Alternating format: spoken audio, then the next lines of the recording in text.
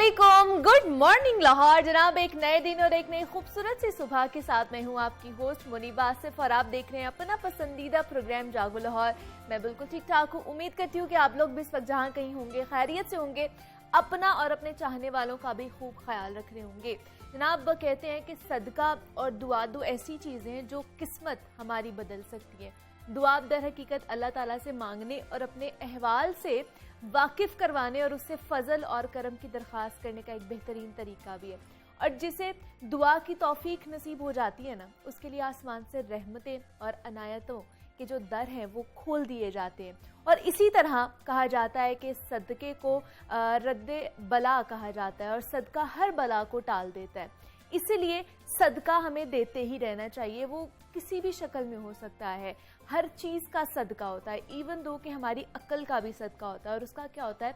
अक्ल का सदका ये होता है कि जाहिल की बात सुनकर हमें बर्दाश्त कर जाना चाहिए, गुस्सा करने की बजाय ना उसे प्यार से हमें कायल करना चाहिए। और हमारे अंदर जो गुस्से का जो मादा है ना, मैं यही कहूँगी कि आजकल बहुत ज़्यादा बढ़ता ही जा रहा है। तो इसलिए जो बर्दाश्त का मादा है उसको वापस लाने की बहुत ज़रूरत है हमारे इर्द गिर्द।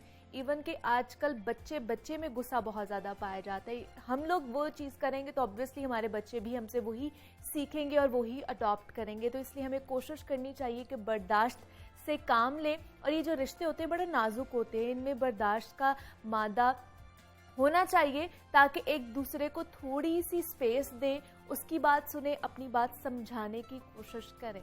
तो इसी के साथ हम भी आगे बढ़ते हैं और कुछ बात कर लेते हैं सेहत के हवाले से। तो दूध कुदरत का एक अनमोल तोहफा है जो तमाम उम्र के अफराद की ग़िज़ाई ज़रूरियात को पूरा करने के साथ साथ उन्हें राहत और एनर्जी भी फराहम करता है। और दूध में तकरीबन तमाम ज़रूरी प्रोटीन्स, विटामिन्स, मिनरल मुनासिब मिक़दार में पाए जाते हैं जो जिस्मानी नशोनुमा के लिए दरकार भी होते हैं। तभी दूध को मुकम्मल ग़िज़ा के नाम से भी मंसूब किया जाता है। और दूध की अहमियत और अफादियत के पेश नज़र आज पाकिस्तान समेत दुनिया भर में दूध की अहमियत का आलमी दिन मनाया जा रहा है। तो इस दिन के मनाने का मकसद जो है खुराक में दूध की अफादियत और उसकी पैदावार बढ़ाने के लिए अवामी शऊर उजागर करना है। और एक रिपोर्ट के मुताबिक अगर मैं आपको बताऊं तो पाकिस्तान दुनिया भर में दूध पैदा करने वाला चौथा बड़ा मुल्क है, लेकिन दूध की भरपूर पैदावार को मुनाफा बख्श सरमायाकारी में मुंतकिल करने में मुकम्मल हमें अभी तक कामयाबी हासिल नहीं हो सकी है। दूध कहा जाता है कि वो वाहिद शय है जिसे तवानाई की बुनियाद पर आलमी दुनिया में सबसे ज़्यादा विटामिन से भरपूर खुराक तस्लीम किया जा चुका है। लेकिन उसके बावजूद आजकल के बच्चे जो है दूध पीना पसंद नहीं करते हैं। दूध इंसानी सेहत के लिए कितना फ़ायदेमंद है और ज़रूरी है, इस पर बात करेंगे। हमारे साथ इस वक्त मौजूद हैं अनम मंजूर हैं, क्लिनिकल न्यूट्रिशनिस्ट हैं। अनम, मैं आपको खुशामदीद कहती हूँ जागो लाहौर में। कैसी हैं आप? वालेकुम अस्सलाम। बिल्कुल ठीक ठाक, आप कैसी हैं? मैं भी बिल्कुल ठीक ठाक। अनम, आज जैसे दूध का आलमी दिन मनाया जा रहा है पाकिस्तान समेत दुनिया भर में, तो सबसे पहले तो हमें बताइए कि दूध की अहमियत क्या है और दूध की अफादियत क्या है, कितना ज़रूरी है हमारे लिए दूध पीना? जैसे मुनीबा भी आपने कहा, दूध एक मुकम्मल ग़िज़ा है। तो इसको इसीलिए मुकम्मल ग़िज़ा कहा जाता है। इसमें जितने भी आयरन के अलावा दूध में हर तरह का विटामिन और मिनरल मौजूद है। Proteins, fats, carbs, macro micro nutrients हैं, विटामिन्स, मिनरल्स जितने भी हैं दूध में वो सब मौजूद होते हैं। फाइबर बहुत अच्छा होता है और पानी की मिकदार भी बहुत अच्छी होती है। नेचुरली अगर मैं बात करूँ तो सिर्फ आयरन जो है वो दूध में नहीं होता, वाहिद मिनरल है जो नहीं है, बाकी सब होते हैं। इसलिए इसको मुकम्मल ग़िज़ा कहा जाता है। और बच्चों से मैं बात करें या किसी भी एज में बात करें तो दूध की अहमियत उतनी ही ज़रूरी है, चाहे वो कोई भी एज ग्रुप है, चाहे वो बच्चे हैं, चाहे वो बुज़ुर्ग हैं, चाहे वो जो नौजवान हैं, दूध उतना ही ज़रूरी है। एक तो सबसे पहले हम उसमें कैल्शियम, विटामिन डी के लिए हम लेते हैं, हड्डियों के लिए, हमारी बोन ग्रोथ के लिए, हमारे ओवरऑल बॉडी स्ट्रक्चर को बिल्ड करने के लिए दूध जो है वो इम्पॉर्टेंट है। और अगर हम लोग उसको स्टार्ट ही अर्ली एज से करेंगे, आप देखें कि अल्लाह ताला ने निज़ाम बनाया है कि बच्चे को जैसे ही बच्चा पैदा होता है उसका आगाज़ ही दूध से होता है। 6 माह तो बच्चा रहता ही दूध पे है। तो इसका मतलब ये है कि हम अपनी बिल्डिंग जो है अच्छी बनाएंगे और वो दूध से अपनी जो ह्यूमन स्ट्रक्चर है वो हमारा अच्छा बनेगा, अच्छा बिल्ड होगा, तो ही हमारी बाकी की लाइफ जो है वो अच्छी होगी। तो हमें इसीलिए दूध जो है वो दिन में रिक्वायरमेंट इसकी डिफरेंट है। बच्चों की बच्चों के लिए इसके जो रिक्वायरमेंट डिफरेंट है, बड़ों के लिए डिफरेंट है, ओल्ड एज में डिफरेंट हो जाती है। तो वो वेरी करता है, लेकिन दूध को दिन में 1 से 2 कप तो लाजमी लेना चाहिए। लेकिन बच्चों की अगर बात की जाए अनम, तो क्वांटिटी कितनी होनी चाहिए डेली रूटीन में, उनको कितना इनटेक करना चाहिए दूध का?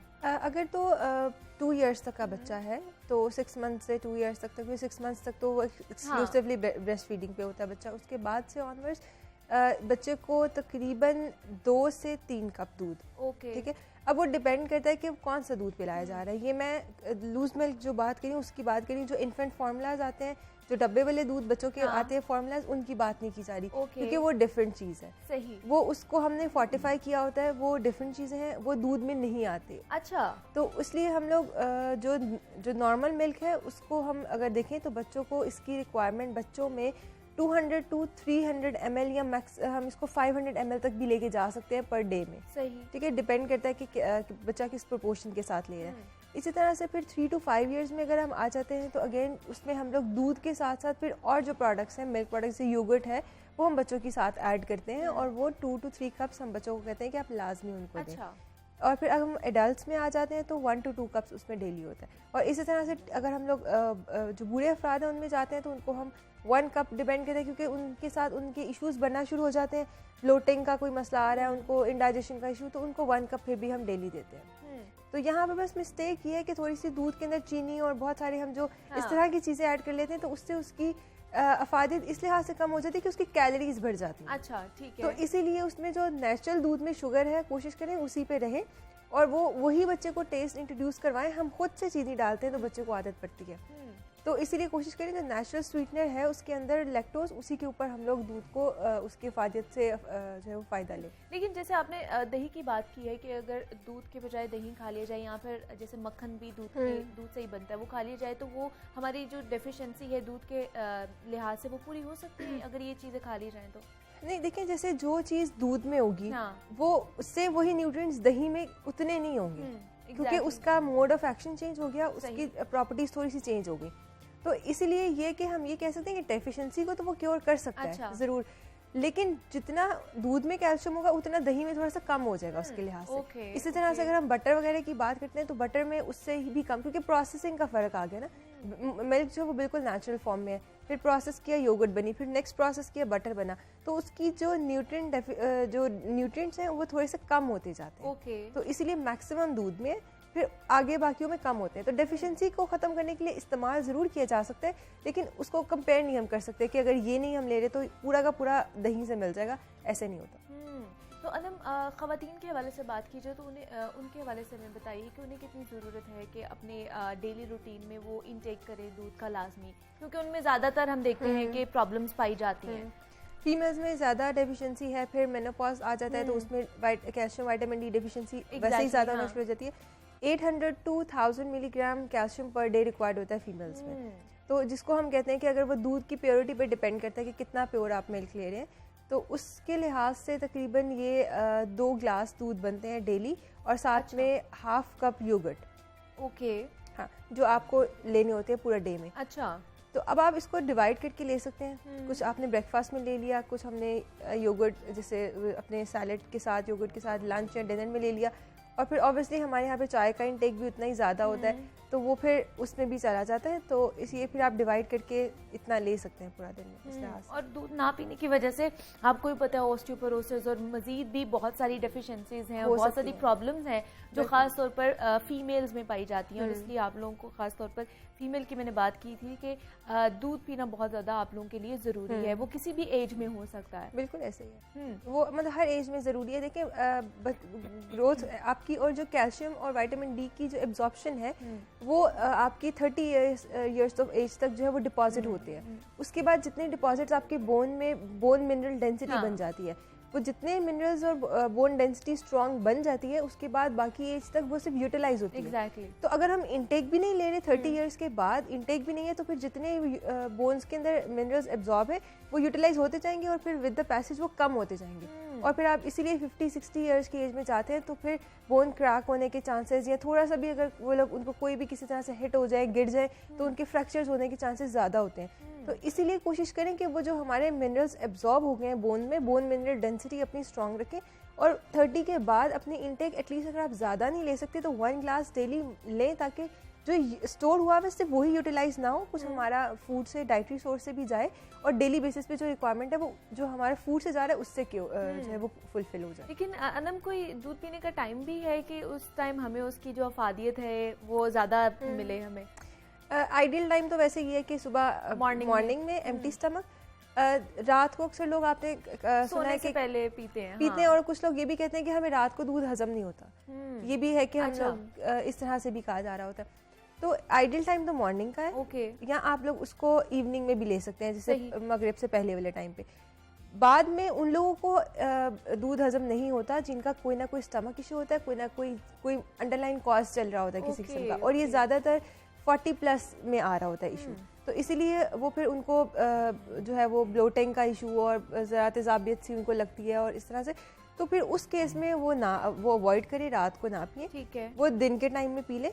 और वैसे इसका कोई टाइम फिक्स नहीं है कि हम कहेंगे ना हो, ये थोड़ा सा हमारे अपने पैटर्न पे है, लाइफस्टाइल पे है कि हमारा इस तरह का सेडेंट्री लाइफ हो गया है, तो इसीलिए फिर हमने रात को खाना खाना और सब चाय दूध सब पीना और फिर वहीं पे बैठे और सो जाना, तो इसीलिए ये उस वजह से प्रॉब्लम आता है। लेकिन अनम बहुत से बच्चे हैं जो नौजवान में भी आ जाते हैं, टीनेजर में भी, कि वो लोग दूध नहीं पीते हैं, तो फिर कोई ना कोई फ्लेवर्ड मिल्क अंदर ऐड ऑन कर लेते हैं या मिल्क शेक्स या इस तरह की चीज़ें कर लेते हैं। तो क्या ये चीज़ें उसके ऑल्टरनेट हो सकती हैं क्या दूध से?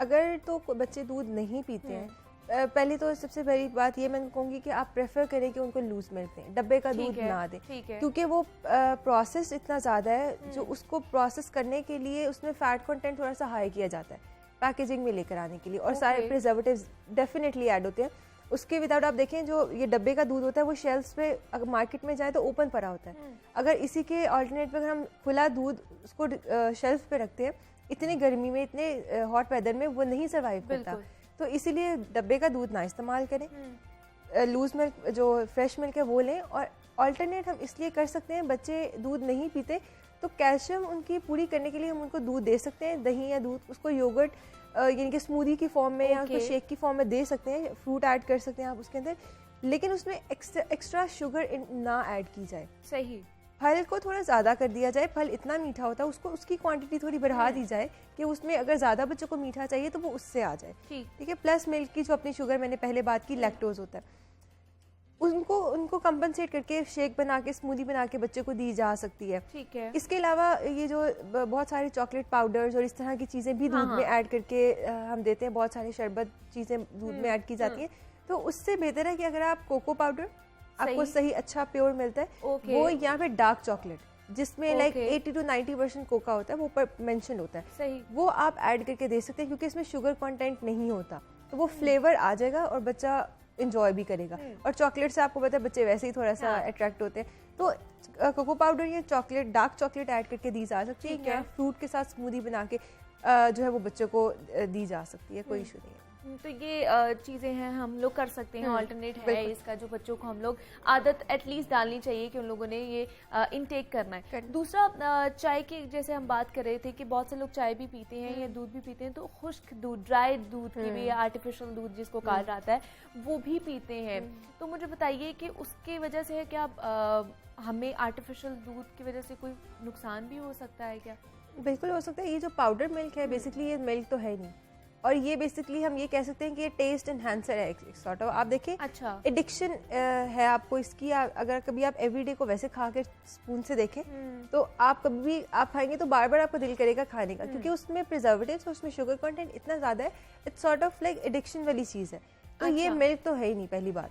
सही, अगर वो है भी, कुछ कंपनीज कह भी रही है, तो वो बेसिकली जब हम पाउडर फॉर्म में मिल्क को लेकर आते हैं तो उसकी प्रोसेसिंग ये है कि उसमें से हमने उसका जो मॉइस्चर कंटेंट है वो खत्म कर दिया, जो पीछे सब चीजें रह गई, जस्ट फैट रह गया उसके अंदर, फैट और प्रोटीन्स, सिर्फ सॉलिड कंटेंट है। तो उसके अंदर विटामिन्स और मिनरल्स तो नहीं है, सिर्फ उसका फैट कंटेंट हाई है, तो इसीलिए उसमें कैलोरीज बहुत ज्यादा है। तो ये जो पाउडर मिल्क है उसका इस्तेमाल ना किया जाए। और जो चाय की बात आपने दूसरी की कि सिंपल चाय भी लोग बहुत ज़्यादा, खुले दूध की चाय या दूध पत्ती भी बहुत ज़्यादा पी जा रही होती है, और जब पत्ती दूध के साथ पकती है ना, तो उसकी कैल्शियम लॉस हो जाती है सारी। ओके, तो इस तरह से अगर लोग कहते हैं कि हम चाय दूध नहीं पीते और हम चाय पी लेते हैं, तो वो हमारा बैलेंस हो जाता है, वो बैलेंस नहीं होता। और वो आपका सारा उसमें से कैल्शियम बेसिकली लॉस हो जाता है। सही। बाकी जो चीज़ें हैं वो आपकी चली जाएंगी, लेकिन जो हमें चाहिए वही नहीं हमें वो नहीं मिलेगा। एग्जैक्टली। तो इसीलिए अगर चाय के शौकीन है कोई लोग तो वो स्टीम टी ले सकते हैं। ठीक है।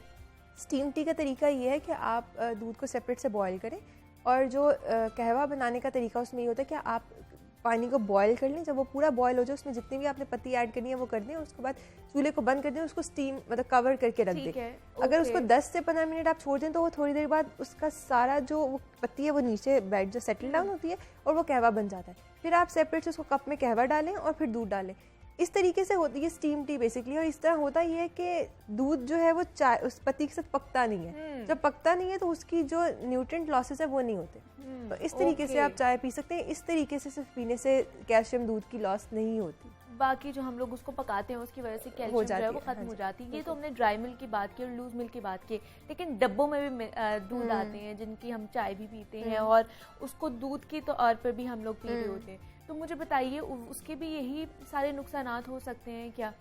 उसका नुकसान जो पाउडर मिल्क है उससे तो कम ही है। अच्छा। हाँ, क्योंकि उसमें आपके क्योंकि वो लिक्विड फॉर्म में है, सॉलिड्स उसमें के साथ साथ लिक्विड कंटेंट सारे मिनरल विटामिन्स भी होते हैं, बट थोड़ा सा उसमें फैट कंटेंट के थोड़े से प्रिजर्वेटिव्स हम कह सकते हैं ज़्यादा होते हैं। अच्छा। क्योंकि उसको पैकेज करने के लिए प्रिजर्वेटिव्स ऐड होते हैं, उसके विदाउट वो स्टोरेज नहीं होती, तो वो प्रिजर्वेटिव्स आपके लिए हार्मफुल होते हैं, हमारे लिए थोड़ा सा हमारे नर्व्स को डैमेज करे होते हैं। अच्छा। एडिक्शन भी बेसिकली वही कॉज करे होते हैं। अक्सर आपने सुना है लोग कहते हैं जो डब्बे का दूध पीते हैं वो वही कहते हैं कि हमें वही टेस्ट चाहिए, हमें दूसरा वो लूज मिल्क वो नहीं। बेसिकली ये एडिक्शन है। प्रिजर्वेटिव्स जो होते हैं ये सारे के सारे एडिटिव्स होते हैं, एडिक्टिव होते हैं, तो हमें बेसिकली उसकी एडिक्शन हो जाती है, फिर वो हमारे लिए जो है प्रॉब्लमैटिक होते हैं। तो इसीलिए कोशिश करें कम से कम लें, उसका इस्तेमाल कम से कम करें। और कुछ कंपनी जैसी है जो क्लेम करी है जिन्होंने फोर्टिफिकेशन की हुई है। अब फोर्टिफिकेशन ये है कि उसमें कुछ न्यूट्रिएंट्स को उन्होंने रिच किया हुआ है। अच्छा। जैसे उन्होंने लिखा हुआ है कि हमने विटामिन डी और कैल्शियम एक्स्ट्रा ऐड किया हुआ है, तो उस केस में आप ले सकते हैं। ठीक है। उसका इस्तेमाल कर सकते हैं। अगर आप बिल्कुल ही यूज़ नहीं कर रहे दूध तो फिर आप वो थोड़ा मतलब लाइक 1 कप डेली ले लें, कि आप चलें ना लेने से, बिल्कुल ना लेने से आप 1 कप ले लें तो वो बेहतर है। ठीक है जी। हमारे साथ अनम मंजूर क्लिनिकल न्यूट्रिशनिस्ट मौजूद थी, और आज जैसे कि पाकिस्तान समेत दुनिया भर में दूध का आलमी दिन मनाया जा रहा है, उसकी अफादियत और अहमियत के हवाले से जनाब हमने बात की है कि उसका इंटेक कितना करना चाहिए। बच्चों के हवाले से हमने बात की है, बड़ों के हवाले से और टीनेजर्स के हवाले से भी हमने बात की कि इसकी अहमियत क्या है, और डेली रूटीन में हमें अपनी डाइट में ख़ास तौर पर एटलीस्ट 1 से 2 कप जो है दूध को शामिल करना चाहिए ताकि हमारी जो सेहत है वो बरकरार रह सके। अनम, बहुत शुक्रिया आपका कि आप यहाँ पर आई हैं और आपने वक्त दिया, और दूध की अहमियत के हवाले से हमने जनाब बात की है। यहाँ पे एक छोटी सी ब्रेक लेते हैं, मिलते हैं इस ब्रेक के बाद।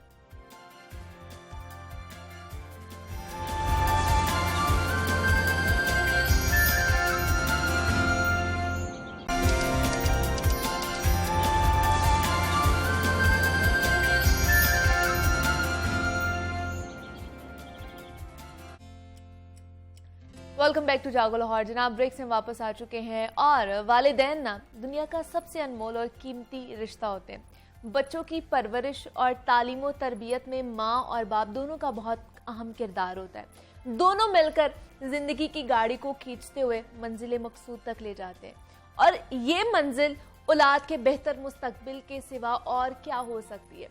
औलाद के अच्छे मुस्तकबिल की खातिर अपना आप मारने वाले हमारे वालिदैन अपनी तमन्नाओं और ख्वाहिशात को बेचकर औलाद का अच्छा मुस्तकबिल खरीदते हैं, और जिसके लिए माँ के अलहदा हुकूक और फ़राइज़ होते हैं और बाप के हिस्से में दूसरी जिम्मेदारियाँ आती हैं। और आलमी सतह पर बच्चों पर माँ और बाप के अलहदा हुकूक को यकजा करके एक किरदार वज़ा किया गया है, और इसी तनाजुर में हर साल 1 जून को वालिदैन का आलमी दिन मनाया जाता है, जिसमें माँ, बाप और बच्चों के ताल्लुकात, हुकूक और फ़राइज़ पर बहस की जाती है। दुनिया के दूसरे ममालिक की तरह पाकिस्तान में भी आज वालिदैन का आलमी दिन मनाया जा रहा है। तो वालिदैन अपनी सारी ज़िंदगी फ़राइज़ की अंजामदही में गुजार देते हैं, लेकिन वालिदैन के भी कुछ हुकूक होते हैं जिन पर ज़्यादा ध्यान नहीं दिया जाता बच्चों की तरफ से। तो वालिदैन के क्या क्या हुकूक होते हैं, औलाद वो हुकूक कैसे पूरी कर सकती है, इस पर आज हम बात करेंगे। हमारे साथ इस वक्त मौजूद हैं अख्तर अब्बास साहब हैं, मोटिवेशनल स्पीकर हैं। अख्तर साहब, आपको खुश आमदीद कहती हूँ जागो लाहौर में। कैसे हैं आप? अल्हम्दुलिल्लाह फर्स्ट क्लास। आज अख्तर साहब जैसे कि पेरेंट्स डे मनाया जा रहा है और हर दिन ही मेरे ख्याल से माँ बाप का दिन होता है, लेकिन आलमी सतह पर आज उन्हें खराज तहसीन पेश किया जा रहा है। तो आखिर हमें ऐसे दिन मनाने की कहने की ज़रूरत ही क्यों पेश आती है? माँ बाप की शख्सियत को उजागर करने के लिए या उन्हें खराज तहसीन पेश करने के लिए कोई एक दिन चाहिए होता है हमें? हम बड़े सियाने लोग हैं। दुनिया में जो चीज़ कम होने लगती है तो या ख़त्म हो रही होती है, मिटती हुई जुबानें हम उनका दिन मनाते हैं, मिटते हुए लहजे हम उनका दिन मनाते हैं। बिल्कुल। अभी लगता है कि वालिदैन की इज्जत और इकराम में भी काफ़ी कमी आ रही है। अच्छा। तो जिस वजह से किसी न किसी जगह तो उसका इजहार होता है, इकरार होता है। अच्छा, वेस्ट वाले थोड़े अक्लमंद हैं, वो चीज़ों को इंस्टीट्यूशन बना लेते, हम नहीं बना पाते। बिल्कुल। वहाँ वालिदैन इंस्टीट्यूशन था, आने वाले दिनों में और है, और होगा। यानी इवन माँ जब नई बनती है उसको ये तक सिखाया जाता है कैसे बैठ कर उसने फीड कराना है। उसको ये तक लिखी उसे तहरीर दी जाती है कि वो स्क्रीन नहीं देखेगी और उस वक्त अपना लम्स देगी। ये लम्स सारी उम्र साथ रहता है। हाँ जी। आपको याद होगा हमारी जो दादियाँ या अम्मियाँ थी हमको पिन्नियाँ बना के खिलाती थी। हाँ जी। अच्छा, पिन्नी बेसिकली लम्स है आपकी मोहब्बत का। वो अपने साथ नमाज के लिए लेके जाते थे। नतीजतन हमें सब ये भी बताते थे कि बच्चों पे शफकत करोगे और बड़ों की इज्जत करोगे। हम कभी अपने बड़ों के सराहने नहीं बैठते थे, हमेशा पांती पे बैठते थे। अच्छा, नतीजतन हम अपने बाप को अपने बाप की इज्जत करते देखा। हाँ जी। अपनी माँ को अपनी माँ की इज्जत करते देखा। तो नतीजतन कुछ चीज़ें इंस्टीट्यूशन से अगली नस्ल में शिफ्ट हो जाती है। अभी बच्चे कहाँ से सीखते हैं? स्कूलों से। और गलती हमारे यहाँ जो सबसे बड़ी मुझे लगती है कि जो जिस क्लास में है उससे अगली क्लास में वो अपने बच्चों को पढ़ाता है। नहीं, दूसरी माली क्लास जो है, सही, वहाँ का जो मैनरिज्म है वो आपके घर में होता ही नहीं है। बेशक। तो बच्चे अपनी माँ से भी नाराज, अपने बाप से भी नाराज, उसके कपड़ों से, उसकी गाड़ी से, उसकी शख्सियत से। तो जब आप दूसरों से कंपेयर करते हैं तो फिर मोहब्बत ख़त्म हो जाती है। दूसरा हमारे यहाँ ये भी हुआ कि बाप बेचारा सिर्फ बैल बन गया, यानी एवरी टाइम हिज अर्निंग, सुबह एक नौकरी, शाम को दूसरी, और आया भी तो फिर थका हुआ, फिर वो कंप्यूटर बैठा हुआ या मोबाइल पे बैठा हुआ जी। तो बच्चे से जो लम्स था या उसको सिखाने का या अपने से एग्जैक्टली उसका बहुत मसला हुआ है। और ये हर क्लास में हुआ, गांव में भी हुआ, शहरों में भी हुआ, जो हमारी एलीट क्लास है वहाँ भी हुआ। तो किस तरह का वालिदैन का और बच्चों का किस तरह का ताल्लुक होना चाहिए, और इस ताल्लुक को मजीद हम इस दौर की अगर मैं बात करूं तो किस तरह मजबूत बना सकते हैं जो कम होता जा रहा है? अच्छा, इसमें एक तरफा तो वेस्ट नहीं किया, उन्होंने बच्चों को बहुत आज़ादी दे दी। सही। आप उसको छेड़ नहीं सकते, हाथ नहीं लगा सकते, समझा नहीं सकते। समझाओगे तो वो थाने रिपोर्ट एक फ़ोन कर देगा तो बाप अरेस्ट हो जाएगा। हाँ जी। हमारे यहाँ उसके बिल्कुल बरक्स है। हमारे यहाँ सख्ती बहुत ज़्यादा है, यानी दुनिया अब सख्ती में नहीं काबू आती। अब दोस्ती में, मोहब्बत में, लिहाज में अल्लाह भी सख्ती इतनी करता है जितनी बंदे से बर्दाश्त हो जाए। फिर वो प्यार करता है, मैं तुम्हारे लिए जन्नत करूंगा, मैं तुम्हें ये करूंगा, मैं तुम्हें वो नेमतें दूंगा, तो तरगीब दे के लेके जाता है। माएँ और बाप दोनों को ये हमारे यहाँ आसान लगता है कि रोब डाल के बैठे रहो, ये करो, ये करो, तो वो नहीं हो पाता। अच्छा, खुद माँ और बाप वो नहीं कर रहे होते, इस वजह से वो चीज़ें उस तौर पे, उस फ्रेम में नहीं आती। लेकिन इनको किया जा सकता है। अभी देखें, हम ड्राइवर को जहाज उड़ाना सिखा देते हैं, रेल सिखा देते हैं, बस सिखा देते हैं, नहीं आता ना जी जी। बच्चे को कुछ भी नहीं आता होता, सिखा देते हैं। इसका मतलब है अगर हम मिन हैसल मजमुई तय करें कि हमें बच्चों को अच्छा बेटा सिखाना है, अभी हर बच्चे में एक ही प्रॉब्लम आ रहा है, ज़िम्मेदार नहीं है। लोग शादी के लिए जाते हैं और उन्हें पता चलता है लड़का करते कख नहीं है, क्योंकि उसने बचपन से जिम्मेदारी लेना सीखी नहीं है। हाँ जी। दूसरा, वो रिस्पेक्ट नहीं करता, ना बीवी की करेगा, ना अपने स्पाउस की करेगा, माँ की भी नहीं करता। तो ये भी इंस्टीट्यूशन के अंदर मिस हो गया। अच्छा। कि हम बच्चों को या बच्चियों को रिस्पेक्ट करना नहीं सिखाते। सही। अच्छा, हमारे बच्चे बाहर आते हैं, लाइक जो लोग यहाँ काम करते हैं, बाहर काम, हर आदमी मुशक्कत से खाना भी सीख लेता है, सर्व करना भी सीख लेता है, इकट्ठा रहना भी सीख लेता है। हम घरों में बच्चों को नहीं सिखा पाते। बिल्कुल ऐसे नहीं सिखाते। मेरे पास चूंकि काउंसलिंग के लिए हर तरह के लोग आते हैं, तो सबसे ज्यादा तंग अपने बच्चों से होते हैं जब ए लेवल और लेवल में होते हैं। अच्छा। They are disrespecting their parents, they are not owning, even अपने दोस्तों को देख के वो हर बुरी लत में चले जाते हैं। अब उस वक्त सोचें, माँ और बाप जितना मर्जी अमीर हो, इंडस्ट्रिस्ट हो, फैक्ट्री ओनर हो, एजुकेशनिस्ट हो, डॉक्टर हो, उस बेचारे के तो नहीं पल्ले बर्दाश्त कर सकते, आपका हाँ। असल जर सारा जाया हो रहा बिल्कुल होता ऐसे ही है। तो इस वजह से मुझे लगता है हमने कुछ 2 साल पहले कैंपेन शुरू की अच्छा, कि पेरेंट्स घर में वीकली एक मीटिंग करें सही, जिसका नाम रखा जाए वीकली डेमोक्रेटिक होम मीटिंग। ठीक है। तो बच्चों को साथ बिठाएं सिर्फ आधे घंटे के लिए, अच्छा अपने घर का जो खाने का मेन्यू वो तैयार करना बंद कर दें, अच्छा, लेट देम डिसाइड। ओके, क्योंकि बच्चे खाना खाने में बहुत नखरे करते हैं ना। हाँ। अच्छा पकनी वही सब्जी है हाँ। जो मार्केट में है, हाँ। जो गोश्त है, उनको डिसाइड करने दें। अच्छा फिर घर में किस मेहमान के आने पे कौन क्या करेगा ये भी उनको करने ठीक दें। है। जो जो छोटी छोटी जिम्मेदारियां हैं, लाइक बेटों को भी किचन में माँ के साथ कुछ काम करवाना चाहिए, बेटियों को भी करवाना चाहिए। ये जब आप कर लेते हैं तो बीच में बाप को या अम्मा को जो लाइक बच्चे से प्रॉब्लम क्या है वो गुस्सा ज्यादा करता है, बहन की लिहाज नहीं कर रहा, छोटे भाई के साथ सख्ती कर रहा है, तो ये उस मीटिंग में जो डेमोक्रेटिक मीटिंग है आप धीरे से मैसेजिंग कर सकते हैं कि यार तुमसे मुझे ये शिकायत है, बच्चा उस वक्त सुन लेगा। सही, हम आमतौर पे डंडे के दौर पे कहते हैं इंसान का बच्चा बन, एग्जैक्टली हम गुस्सा करते हैं, हम भी वो प्रेशराइज करते हैं अगले को शायद वो कर। लेकिन अख्तर साहब ये रिस्पेक्ट करना या करवाना ये कोई आर्ट है? मतलब वालिदैन के वाले से मैं पूछूंगी कि किस तरह वो रिस्पेक्ट सिखा सकते हैं अपने बच्चों को, कि आजकल ये बड़ा लैक, जैसे आप भी बता रहे हैं कि ये लैक हो चुका है कि वालिदैन की भी रिस्पेक्ट नहीं की जा रही है, तो ये कोई आर्ट है कि जिसको हम सिखानी पड़ेगी आज के दौर में? अच्छा मुझे जो समझ आया कि रब ने भी पेरेंटिंग को एक इंस्टीट्यूशन बनाया, हाँ इस्टेब्लिश किया, हाँ जी, तो साथ ही कहा कि जब तुम्हारे माँ बाप बड़े हों, बूढ़े होने लगे, तो ज़ाहिर उस वक्त थोड़ा मिजाज में फर्क आता है। हाँ जी, तो उनको उफ ना करो। उफ का मतलब ये नहीं है कि तुम बुरे हो, उफ का मतलब है कि तुम्हें उनकी कोई बात बुरी लगी है तो भी तुम मुंह से नहीं निकालोगे। बेशक। अच्छा फिर अपने रसूल से कहलवाया कि बच्चों को बताओ कि जब भी तुम अपनी माँ पे या बाप पे नजर डालोगे, अगर मोहब्बत की डाली तो उसका अजर उम्र जितना हज जितना, यानी आप उस इंस्टीट्यूशन को पूरा तहफ़्फ़ुज़ दे रहे हो। हमारे यहाँ ये नहीं सिखाया जाता, टीचर को सिखाना चाहिए, वो नहीं सिखाता। इसलिए तो सर आपने देखा ओल्ड एज होम्स जो भरे पड़े हैं, यानी इवन इतनी क्या कहना चाहिए, दिल दुखाने वाली खबरें पहले हमारे यहाँ नहीं आती थी। बेटी ज़रा पढ़ जाती है, जॉब पे लग जाती है, वो एकदम से यूँ समझे गुस्ताखी पे आ जाती है। बेटों का मामला भी यही होता है। बाप सारी उम्र कमाता है, कभी इस तरह नहीं करता अपने बाप के साथ। मुझे याद है मैं फर्स्ट ईयर में था तो हमारे दादा ने हमारी जो गांव की ज़मीन थी बांटी, तो जो हिस्सा अब्बा को मिला मैंने हल्का सा तज़किरा किया कि बाबा हमें अगर वो जो क्रीम वाला था मुरब्बा वो दे देते। तो उन्होंने कहा बेटा मेरे बाप है, मुझे एतराज़ नहीं है, तुम कभी मत करना। अच्छा दैट वाज द मैसेज। अच्छा हमने अपने वालिद को अपने बाबा के साथ जिस तौर पे डील करते देखा, हमने जिंदगी भर अपने वालिद से कभी उस तौर पे ज़रा हमने उनको देखा ये करते हुए कि वो कैसे रिगार्ड करते हैं, वो कैसे रिस्पेक्ट करते हैं। तो नतीजतन जब घर में अपने बड़ों के बारे में चुगली होती है, उनके बारे में मोहब्बत का इजहार नहीं होता, बिल्कुल। इवन अपने सगे भाइयों के बारे में, बहनों के बारे में, तो ये ऐसा नहीं है। बच्चे तो कुएं की आवाज है, हर चीज सुन रहे होते हैं बच्चे, ऑब्जर्व कर रहे होते हैं। हाँ जी, आपने कभी वो अंधा कुआं देखा ना, उसमें मुंह डाले कहें हेलो सलाम कहें या उस पर कोई बुरा भला कहें तो जवाब वही आवाज आती है। बच्चे भी बिल्कुल उस कुएं की आवाज होते हैं जो हम घर में करते हैं।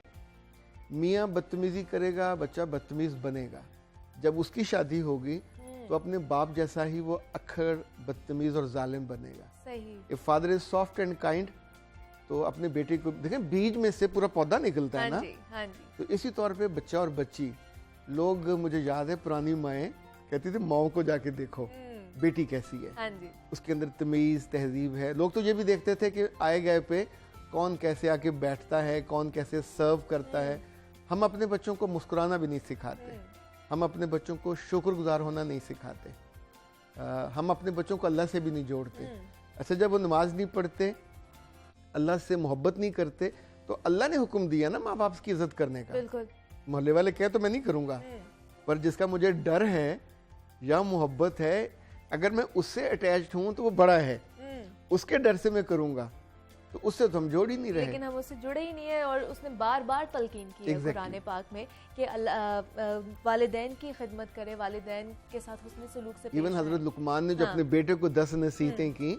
अच्छा दुनिया भर में, यानी हम तो अपना कुरान भी नहीं पढ़ पाते, तो दुनिया भर की जो तहजीब है ये कुछ 4000 साल की रिटर्न है। सही।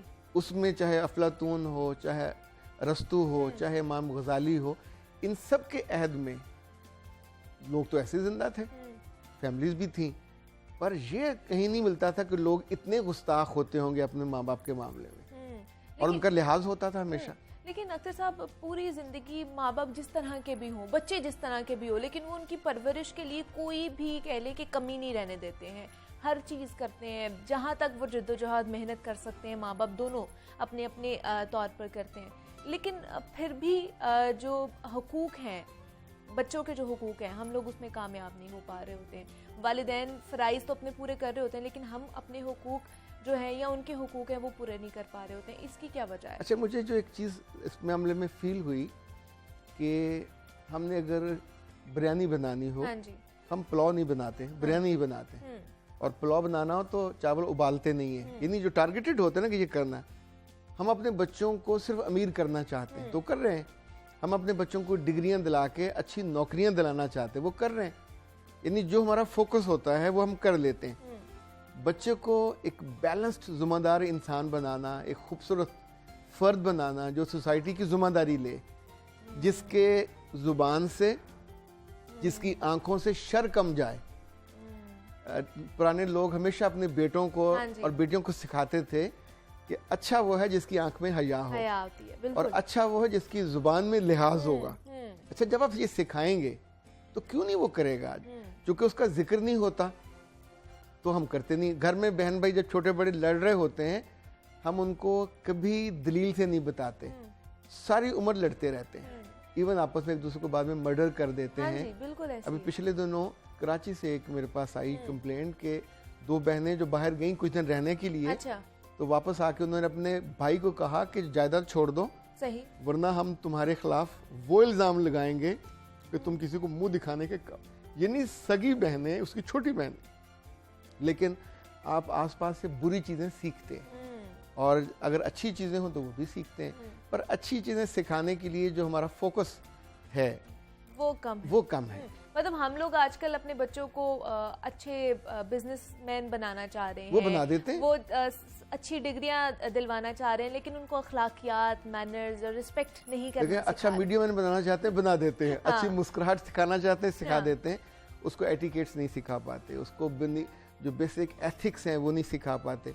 लाइक मुझे कभी लगता है कि अगर हर बेटे और बेटी को माँ ये सिखाए कि तुम कुछ भी हो, तुम्हें काबिल भरोसा होना चाहिए। हमारा हर घर क्यों टूटता है? मर्द पे भरोसा नहीं किया जा रहा, औरत पे भी भरोसा कम हुआ। तो दुनिया भर में तो ये कहा जाता है कि मर्द को या औरत को यानी ट्रस्ट वर्दी होना चाहिए, लॉयल होना चाहिए। और एज ए मुस्लिम तो हर सूरत में हमको अपने रब से लॉयल होना चाहिए, सोसाइटी से भी, पेरेंट्स से भी। यानी एक लेयर्स हैं जो हमारी हिफाजत की हैं। जब हम लेयर्स को तोड़ देते हैं, रात को हम घर का दरवाज़ा बंद करते हैं, दीवार पे बिजली की तारें लगा के हिफाजत के लिए, तो हम बच्चों की और ख़ुद इस इंस्टीट्यूशन की हिफाजत के लिए अगर थोड़ा सोचने लग जाएं, डिस्कस लाइक आज हम कर रहे हैं ना, हम पूरे महीने में नहीं करते, वैसे माजरत पूरा साल भर भी नहीं करते। तो जब 1 जून आएगा फिर कर लेंगे, तो पूरे जून में 1 दिन 15 मिनट 20 मिनट, तो बाकी साल में तो हमारा कोई प्रोग्राम भी नहीं है बच्चों के लिए या पेरेंटिंग के लिए। हमारा कोई एक टीवी टॉक या शो भी नहीं होता, लाइव भी नहीं होता, रेडियो पे भी नहीं होते। नतीजतन सिखाएंगे क्या? जो सिखाने लाइक हमारे एक इंस्टीट्यूशन था जुमे की नमाज का। अच्छा, वहाँ लोग अपने बच्चों को साथ लेके जाते थे, तो मौलवी साहब कोई ना कोई अच्छी तलकीन करते थे, कुरान सुनाते थे, हदीस। अब हम वहाँ तब जाते हैं जब मौलवी साहब खड़े होने वाले होते हैं, तो वो जो आधा घंटा था वो भी जिंदगी से निकल गया। हाँ। हम तो ईद की नमाज पे भी तब जाते हैं जब जमात खड़ी होने वाली होती है, तो मतलब उससे पहले जो खुतबा और जो चीजें हैं वो तो हम सुनते ही नहीं है। हाँ। लेकिन आजकल देखा जाए ना, अक्सर वालिदैन, जो नौजवान नस्ल है वो वालिदैन को ये कहती है कि आपको क्या पता हो, अब ज़माना बदल गया है। तो मुझे ये जानना है अख्तर साहब कि क्या वालिदैन ने ये ज़माना नहीं देखा होता जिसकी वजह से जो औलाद है उनको ये कह रही होती है कि अब ज़माना बदल गया है, आपके ज़माने और थे, अब का ज़माना और है?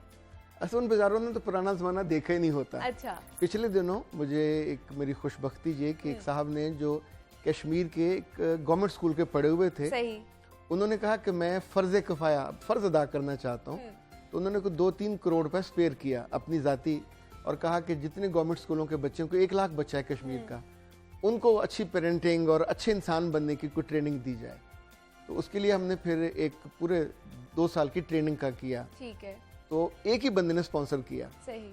अच्छा, उसमें हमने उन बच्चों को 25 चीज़ें सिखाई, 1,05,000 बच्चों को। उस पर गवर्नमेंट ने को 5 लाख किताबें छापी, 5 आदतें जो आपको खूबसूरत बनाए, 5 हुनर जो आपको स्किलफुल बनाए, 5 खूबसूरतियाँ जो आपकी ज़ात में खूबियाँ लेके आए। अच्छा, उसमें माँ बाप का जिक्र था, उनके रिश्तों का जिक्र था, अपनी ज़िंदगी की खूबसूरती का जिक्र था। आप सोचें कि जब 2 साल आप याद दहानी कराते हैं तो आपकी शख्सियत में कहीं ना कहीं तब्दीली, वो बात रुकती तो ज़रूर है। तो जब हम चीज़ों को डॉक्यूमेंट करते हैं और सिखाने पे आते हैं, लाइक आप यहाँ काम कर रहे हैं, हर कुछ साल बाद आपको रिफ्रेश होना होता है। हाँ जी, नई टेक्निक आ जाती है, नए सॉफ्टवेयर आ जाते हैं, तो आप सीखते हैं ना। इसी तौर पे ये जो इंस्टीट्यूशन है वालिदैन का और बेटे और बेटियों का, मुझे लगता है इसको भी फॉर ग्रांटेड लेने की बजाय, क्योंकि ये हमारा मुस्तकबिल है, मैं तो इसको एक और एंगल से देखता हूँ कि हम जब दुनिया से जाएंगे तो सब लोग हमें एक प्रोग्राम कर लेंगे, चंद रोज़ याद रख लेंगे, फिर उसके बाद भूल जाएंगे। जो सदका जारिया है वो तो औलाद ने वो नेकी करेगी तो आपको फूल मिलेंगे, वो कुछ पढ़ेंगे, वो कुछ अच्छे काम करेंगे तो आपको आगे मिलता है। So that's a different angle कि हमें इस एंगल से भी बच्चों पे काम करना चाहिए, वरना सच्ची बात है कब्रें मिट जाती हैं, नाम खत्म हो जाते हैं, खानदान बर्बाद हो जाते हैं जब अगली नस्ल जाके याद भी नहीं करती। मतलब वक्त के साथ साथ खुद को बदलने की कोशिश करनी चाहिए, वो चाहे औलाद हो या फिर वालिदैन हो, थोड़ी सी लचक लेकर आनी चाहिए अपने अंदर। ठीक बात है। लेकिन आजकल लचक की क्या बात करनी है, गुस्सा औलाद में बहुत ज़्यादा है। वालिदैन कुछ कह देते हैं तो आउट ऑफ कंट्रोल हो जाती है औलाद, गुस्से से भरी हुई है। तो इस तरह फिर किस तरह कंट्रोल किया जा सकता है? आपको क्या लगता है गुस्सा क्यों आता है? कोई भी छोटी चीज अगर औलाद की नहीं मानी जाती है तो वो गुस्सा करते हैं। इसका मतलब जब छोटे होते हैं तो हम मोहब्बत में उनकी हर बात को जायज और नाजायज को मान जाते हैं। अच्छा, जो ही हम उनको समझाते हैं, वो चाकू मांगे हम दे देते हैं, नहीं वो जहाँ जाना चाहे, जो खाना चाहे, हम कभी रेजिस्ट नहीं करते। सही। लेकिन जो ही वो बड़े होते हैं, टीन एज में आते हैं, तो हमें लगता है कि उसकी फलां दोस्त उसके लिए सूटेबल नहीं है, वो फलां दोस्त के साथ जाता है या जाती है तो इट्स नॉट सूटेबल। अब हम मना करते हैं, तो उसकी जिंदगी में तो कभी हमने मना किया ही नहीं था। उसने घर का खाना नहीं खाया, हमने कभी बॉदर नहीं किया, उसने बाहर ऑर्डर दिया, आ गया। और लाइक मुझे याद है माएँ पास बिठा के खिलाती थी। हाँ। अच्छा, अब बच्चा नहीं खाता तो माँ कहती तो खा लेगा, खुद ही खा लेगा। नतीजतन बच्चे सूखे सड़े से हैं, नहीं वो ना हाइजीन का मसला ना सेहत का मसला। तो जो ही आप उनको रोकने लगते हैं, उसके बाद बच्चे फिर सोचते हैं कि मैं इस दायरे से कैसे निकल जाऊं। यानी बहुत से बच्चे और बच्चियां जो मुल्क से बाहर चले जाते हैं वो कभी वापस नहीं आते, ना उन्हें माँ का दर्द, ना उनका मरना, ना जीना कभी उनको याद भी नहीं आता। अभी इस्लामाबाद में एक सेक्रेटरी फौत हुए हैं, वो और उनकी बीवी, 3 दिन के बाद उनकी लाश की स्मेल से लोगों ने, अब सोचें सेक्रेटरी पाकिस्तान में सबसे बड़ा मनसब होता है, ना उसकी बेटी थी ना बेटा जो पाकिस्तान में करीब होता है। अच्छा। किस मिजरी के साथ वो मरे होंगे आप सिर्फ तसव्वुर कर सकते हैं।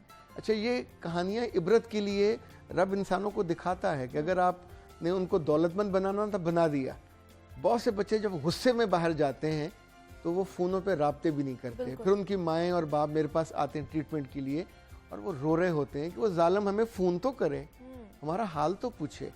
पर ये जो गुस्सा है इंसान को एबनॉर्मल बनाता है, आपको उस सोच से, उस मोहब्बत से इसलिए दूर कर देता है कि आपकी मर्जी नहीं मानी जाती, या आपकी एक्सपेक्टेशन इतनी होती है, आपको मिला इतना है, तो गुस्सा फिर आपको नाशुक्री भी सिखाता है, आपको अनथैंकफुल कर देता है। इवन गुस्से वाले लोगों के साथ आप रिश्ता नहीं कर पाते, उनके साथ आप एक अच्छी बॉन्डिंग नहीं बना पाते। इवन आपका खुद उनको मिलने को जी नहीं चाहता कि उन्हें अपनी ज़ुबान पे इख्तियार नहीं है, उन्हें अपने लफ्ज़ों पे इख्तियार नहीं है, तो किसी भी वक्त कुछ भी उल्टा सीधा कह देंगे। और अगर आपके अपना बेटा या बेटी है तो सोचें उस वक्त तो बंदा बहुत हर्ट होता है। इसलिए इसको ये एक डिजीज़ है, इसको एक आदत नहीं मानना चाहिए, इसकी इग्नोर नहीं करना चाहिए। एंगर मैनेजमेंट अब दुनिया में हो जाती है, बल्कि एक ऐसा इल्म है जिसे हम कहते हैं NLP, neuro linguistic programming. Okay. तो गुस्से में चूंकि मेरे जहन में तस्वीरें हैं, मैंने किसी को भी गुस्से में देखा, लोगों ने उसकी बात मान ली, उससे डर गए। तो अब मैं वही तस्वीर, वही एक्शन करूंगा जो यहाँ पे है कि चूंकि फलां ने ये किया था, उसकी बात मान ली गई थी, फलां ने शाउट किया था तो उसके साथ ये हुआ था। तो हम फिर ये करते हैं कि उस एंगर मैनेजमेंट में NLP करके उसको, जैसे फाइल डिलीट करते हैं, तो कोई बुरी आदत हो, बुरी बहुत सी चीज़ें ऐसी होती हैं जो इंसान अपनी ज़िंदगी से निकालना चाहता है, तो इस इल्म ने ज़िंदगी काफ़ी आसान की है। आप उसको, नशे को, बुरी हैबिट्स को, बुरे कॉन्सेप्ट्स को डिलीट किया जा सकते हैं। मतलब ये तरक्की इतनी कर चुकी है, ये बहुत अच्छा हुआ है। ये बड़ा ही अच्छी इनिशिएटिव है। अख्तर अब्बास मोटिवेशनल स्पीकर हमारे साथ मौजूद है। अख्तर साहब, बहुत शुक्रिया आपके वक्त का कि आप आज के दिन यहाँ पर तशरीफ़ लेकर आए। और वालिदैन के हवाले से जनाब हम बात करते, पेरेंट्स डे आज मनाया जा रहा है पाकिस्तान में और दुनिया भर में, और वालिदैन के क्या हकूक़ होते हैं उसके बारे में। तो यहाँ पर जनाब एक छोटी सी ब्रेक लेते हैं, आपने कहीं नहीं जाना, मिलते हैं इस ब्रेक के बाद।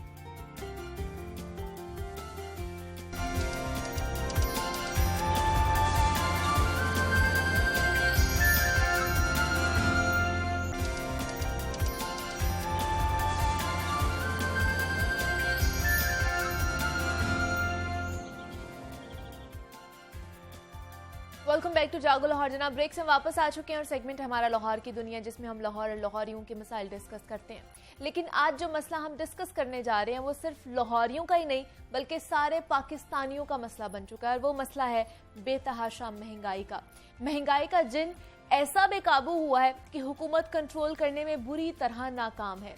गुज़श्ता हफ्ते पेट्रोलियम मसनूआत की कीमतों में 30 रुपए फी लीटर इजाफा किया गया है, जिसके बाद हर चीज की कीमतों में इजाफा देखने को मिल रहा है। पेट्रोल के बाद अब बिजली की कीमतों में भी इजाफे की बाज़गश्त सुनाई दे रही है, और बिजली की कीमत में 3 रुपए 99 पैसे फी यूनिट इजाफे की मंजूरी भी दे दी गई है।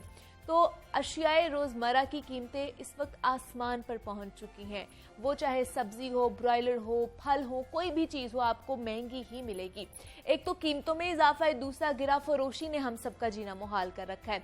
सरकारी निर्खनामे कोई नहीं मान रहा है। सब्जी मंडी में आप चले जाएं तो दुकानदार मनमाने रेट हम सबसे वसूल कर रहेंगे, और गरीब की जो सस्ती सवारी है वो भी मोटरसाइकिल की कीमतों में भी 9,000 रुपए तक का इजाफा किया जा रहा है। तो इस सारे माहौल में जो प्राइस कंट्रोल कमेटियां हैं, इंतजामिया है और हुकूमत है, कहीं नजर नहीं आ रही है हमें। तो महंगाई के हवाले से इस वक्त मार्केट में क्या सूरत हाल है, इस पर बात करेंगे। हमारे साथ मौजूद है नुमाइंदा लाहौर न्यूज़ हैं, अब्दुल कादिर हैं, जो रोज़ाना की बुनियाद पर हमें बताते हैं कि महंगाई की क्या सूरत हाल है। आज स्टूडियो में उनसे जानेंगे। अब्दुल कादिर, आपको खुशामदीद कहती हूँ जागो लाहौर में। कैसे हैं आप? Thank you, I am fine. और महंगाई का आपने जिक्र किया है, तो महंगाई मेरे ख्याल में सुबह शाम जो है वो हर एक बंदे का सबसे बड़ा मसला है। बिल्कुल। और कीमतों के हवाले से जो शहरी सबसे पहले जो खबर सुनना चाहते हैं वो कीमतों के हवाले से ये, क्योंकि रोज़मर्रा इस्तेमाल की जो अशिया है जिसमें सब्जियां आती हैं, उसमें दाल, चीनी, आटा, घी और पेट्रोल जो है वो अब हर घर की ज़रूरत है। अगर आप खुर्दनी तेल और घी घर में लेके आ रहे हैं तो आपके घर में जो भी सवारी खड़ी है, चाहे वो गाड़ी है चाहे वो मोटरसाइकिल है, उसमें पेट्रोल लाजमी है। पेट्रोल की कीमतों में 27 तारीख को हुकूमत की जानिब से 30 रुपए का इजाफा किया गया, और उसके साथ डीजल की कीमतों में भी इजाफा किया। हुआ ये कि ये इजाफा जो है अचानक इजाफा था, किसी को भी तवक्का नहीं थी, क्योंकि अमूमी तौर पे जो देखने को मिल रहा है वो रवायत यही रही है कि हुकूमत या तो 1 तारीख से कीमतें जो है 15 दिनों के लिए मुकर्रर करती है, या 15 तारीख से जो 16 तारीख से नाफिजुल अमल होती हैं वो 15 दिनों के लिए होती है। लेकिन ये एक अचानक इजाफा था जिसकी वजह से शहरी जो हैं वो पैनिक में आ गए। अब आप देखें कि आज 1 जून है और आज की भी इतलात यही थी, रूमर्स यही थे कि पेट्रोल की कीमतें बढ़ेंगी, लेकिन हुकूमत की जानिब से रात को जो है वो क्लियर कर दिया, जो फाइनेंस डिवीज़न है उसकी जानिब से नोटिफिकेशन जारी किया गया कि कीमतों में कोई रद्दोबदल नहीं किया गया। लेकिन इसके बावजूद लोग जो हैं वो इतने खौफज़दा थे कीमतों के हवाले से कि जो पेट्रोल पंप है उस पर लाइनें लग गई थी कि सस्ता पेट्रोल जो है वो जितना भी ज़्यादा से ज़्यादा हासिल किया जा सकता है वो हासिल करें, क्योंकि पेट्रोल की कीमतें बढ़ जानी हैं। लेकिन खुशकिस्मती से वो नहीं बढ़ी। तो अब पेट्रोल की कीमतों के असरात जो हैं वो अब 27 तारीख को बढ़े थे, आज 1 तारीख है, तो 3-4 दिनों में वाज़े तौर पे देखने को मिल रहे हैं। आटे की कीमतें जो हैं वो बढ़ चुकी हुई हैं, गंदम की कीमतें जो हैं वो बढ़ चुकी हुई हैं, सब्जियां जो हैं उनकी नकलो हमल जो है वो बढ़ चुकी हुई है, क्योंकि खेतों से मंडियों तक जो सब्जियों की नकलो हमल है, ना तो वो किसान अदा करेगा, ना वो आड़ती अदा करेगा, वो अदा करेगा तो एक सारिफ अदा करेगा। अब आलू जो है वो एक सबसे सादा और सस्ती ग़िज़ा समझी जाती है। कभी किसी दौर में ये कहा जाता था कि अगर आपको कोई सब्ज़ी नहीं मिल रही और आपकी जेब में पैसे नहीं है तो आप 1 किलो आलू पका लें। और ये एक ऐसी सब्ज़ी है जो किसी भी सब्ज़ी या किसी भी पकवान में शामिल हो जाती है। अब आलू की सूरत हाल ये है कि गुज़िश्ता 3 दिनों से आलू की कीमतों में तकरीबन 18 रुपए का इजाफा हो चुका हुआ है। और इस वक्त जो मार्केट कमेटी की सरकारी नरखनामे है उसमें 48 रुपए फ़ी किलो मुकर्रर किए गए, लेकिन मार्केट में जो नया आलू है वो तकरीबन 60-70 तक बिक रहा है। और शहरी जो हैं वो उनकी जानिब से यही कहा जाता है कि जहाँ सब्ज़ियाँ पहले एक वक्त था कि सब्ज़ी 150-200 रुपए की ख़रीद ली जाती थी तो पूरा दिन जो है उसका गुजर जाता था। अब सब्ज़ी ख़रीदने के लिए जाएं तो 300-400 रुपया जो है वो सर्फ हो जाता है, क्योंकि टमाटर, प्याज, लहसुन, अदरक ये बुनियादी अज्जाएँ इनकी कीमतें भी बढ़ रही हैं। उसके साथ साथ जिस तरह आपने मोटरसाइकिल का जिक्र किया, कभी कहा जाता था कि मोटरसाइकिल जो है वो गरीब की सवारी, अब मोटरसाइकिल गरीब की सवारी नहीं रही। सबसे सस्ती मोटरसाइकिल समझी जाने वाली जो थी इंजन के हवाले से, क्योंकि उसका इंजन छोटा था, उसकी कीमत भी कम थी, 70 सीसी मोटरसाइकिल, उसकी कीमत जो है वो 1,06,900 रुपये तक चली गई हुई है। और इस वक्त मार्केट में सूरत हाल है तकरीबन वो 1,10,000 रुपये तक पड़ रही है। ये वही मोटरसाइकिल है जो तकरीबन हम में से जितने भी हमारे नाजरीन हैं देखने वाले, हर घर में तकरीबन ये मोटरसाइकिल मौजूद है। सबसे ज़्यादा सड़कों पे यही मोटरसाइकिल नज़र आती है और इसकी एक एवरेज कीमत हुआ करती थी 65,000 रुपये, 63,000, 60 से 65,000 रुपये तक। लेकिन अब ये जो है ये तकरीबन दुगने दाम बिक रही है।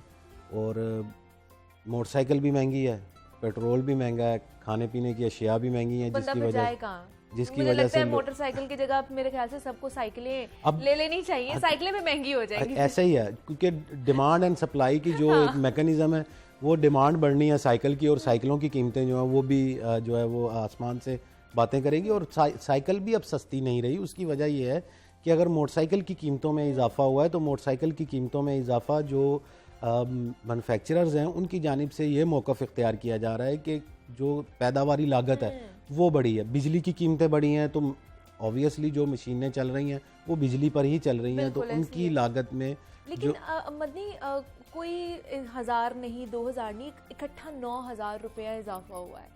तो इसकी वजह से लोग थोड़े से पैनिक तो करेंगे कि इकट्ठा ही हम लोग 9,000 रुपये कैसे मैनेज कर सकते हैं। बिल्कुल, लोगों में जो है वो इस वक्त शुरू में लोग जो है जब महंगाई बढ़ना शुरू हुई एक मतलब कि अरसा था जिसमें लोगों में पैनिक था, लेकिन अब लोग जो है वो मायूस हो चुके हैं कि उन्हें कहीं से भी कोई उम्मीद जो है वो नज़र नहीं आ रही है।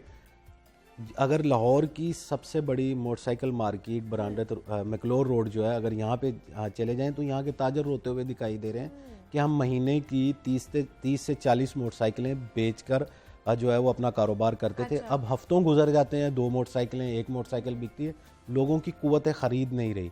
लोग पहले मोटरसाइकिल का मॉडल जो है वो 3 साल 4 साल बाद तब्दील कर लेते थे। और एक कंसेप्ट ये होता था कि अगर आपने नई मोटरसाइकिल ली है 3-4 साल उसमें कोई जो है फॉल्ट नहीं आएगा, उसका कोई सर्विस कोई काम नहीं करवाना पड़ेगा, 3-4 साल के बाद बेच के फिर नहीं ले लेते थे। अब सूरत हाल ये है कि अब उसमें फॉल्ट आता है तो वो ठीक करवाने के चक्करों में पड़ जाते हैं कि इसको ठीक करवा के जितना लंबा अरसा ये चल सकती है उतना लंबा अरसा इसे चला लिया जाए, ज़्यादा बेहतर होगा। और जो ये तो बात है मोटरसाइकिल की, और मोटरसाइकिल जो है ये अब हर घर की ज़रूरत है, क्योंकि लोगों को आमदोरफ्त के लिए जो है मोटरसाइकिल की ज़रूरत पड़ती है। अमूमी तौर पे हमने देखा है लोग दफातर में जाने के लिए मोटरसाइकिल का इस्तेमाल करते हैं, रोज़गार की। अब्दुल कादिर देखिए, जब पब्लिक ट्रांसपोर्ट ही नहीं होगा हमारे यहाँ पर तो ऑब्वियसली फिर लोग अपनी ही सवारी घर से निकालेंगे, वो चाहे गाड़ी हो या फिर मोटरसाइकिल हो। बिल्कुल, फिर उन्हें इसी चीज़ों को लेकर चलना पड़ेगा। बिल्कुल ऐसा ही है, क्योंकि पब्लिक ट्रांसपोर्ट ना होने की वजह से लोगों के राब्ते, लोगों के मुसाफतें जो हैं वो जो है वो हुकूमत की जानिब से या रियासत की जानिब से उस तरह से उन्हें सहूलियात नहीं दी जा रही जो देनी चाहिए। लेकिन अब उसका इम्पैक्ट ये होता है कि लोगों की जो कुव्वत ख़रीद है, अगर पेट्रोल महंगा हुआ है, चलें पेट्रोल के साथ जो दीगर अशिया ज़रूरी है उनकी कीमतें नहीं भी बढ़ती, तो एक इंसान जो है उसके घर के बजट में पेट्रोल की कीमत जो है अजाफी ऐड हुई है तो उसका घर का बजट डिस्टर्ब हुआ है, उसकी कुव्वत ख़रीद सुकड़ी है। जब उसकी कुव्वत ख़रीद सुकड़ेगी तो मार्केट जो है वो अपने आप जो है वो डिस्टर्ब होगी। अब ब्रायलर देखें कि ये वही ब्रायलर है कि हम मतलब 250 रुपए से ये 260 पे जाता था तो हम कहते थे ये महंगा हो गया।